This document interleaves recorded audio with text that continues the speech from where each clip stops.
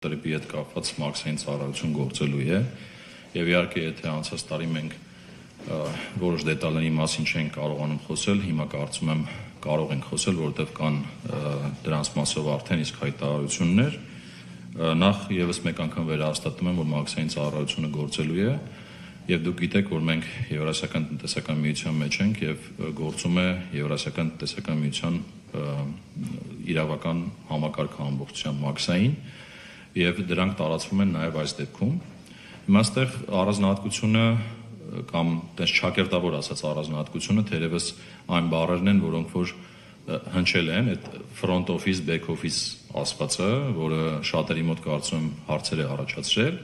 բայց դա էլ իրականում ոչ թե առանձնահատկություն է, այլ դա կարծում եմ ապագա է ընդհանրապես մաքսային ծառայության համար։ Ինչպես փորձեմ մի օրինակի վրա բացատրել, ես խոսեցի օրինակ մեր մոնիտորինգի կենտրոնի բարեփոխման մասին, այսինքն մենք շատ շուտով ունենալու ենք մոնիտորինգի կենտրոն,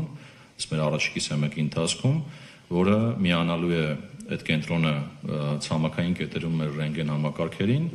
թույլ է տալու հեռավոր տարբերակով վերլուծել անցնող բեռները, այսինքն բեռը անցնելու է համապատասխան ռենտգենի միջով եւ այդ համակարգը կամ վերլուծողի կամ արհեստական բանականության գործիքով ապագայում վերլուծելու է եւ այդ թիրախները ընտրի, թե ինչն է պետք զննել։ Եվ ժամանակի ընթացքում պատկերացրեք մի ապագա, որտեղ դրանք զննելու արդյունքում ոչինչ չի բացահայտվում եւ այդտեղ կարիք չկա միջամտելու, բայց եթե ինչ-որ միտեղ բանկը բացահայտվի,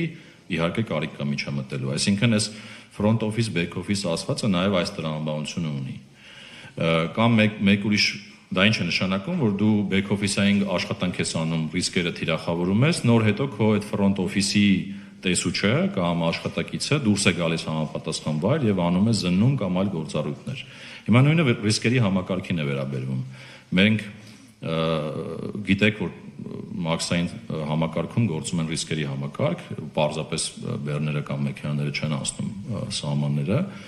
եւ այդ ռիսկերի համակարգն էլ back office-ային տրամաբանության մեջ է աշխատում։ Այսինքն,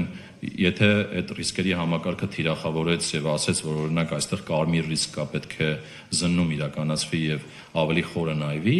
այդ ցուցումը տալիս է համապատասխան աշխատակիցը գործում է։ Հիմա նույն տրամաբանությունն է, այսօր խոսում էի ռիսկերի համակարգի արհեստական բանականության գործիքների զարգացման մասին, մի ապագա է գալու,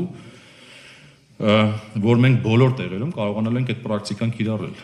ու հնարավորինս քիչ շփվել այն մարդկանց հետ, ովքեր որ սահմանը անցնում են, այլ խելացի ձևով շփվել այդ մարդկանց հետ ու թիրախային ձևով շփվել։ Հիմա տրիպի դեպքում այս նույն մոտեցումն է այս պահին քննարկվում եւ երբ որ մենք ունենանք ամբողջական կոնցեպտ ու մոդել եւ կառավարությունը կհասնի մի կետի, որ պետք է ավելի մանրամասն արդեն ներկայացնի դա, կունենանք նաեւ այդ պատկերը, բայց սկզբունքային եւ հայեցակարգային առումով սա է իրականությունը։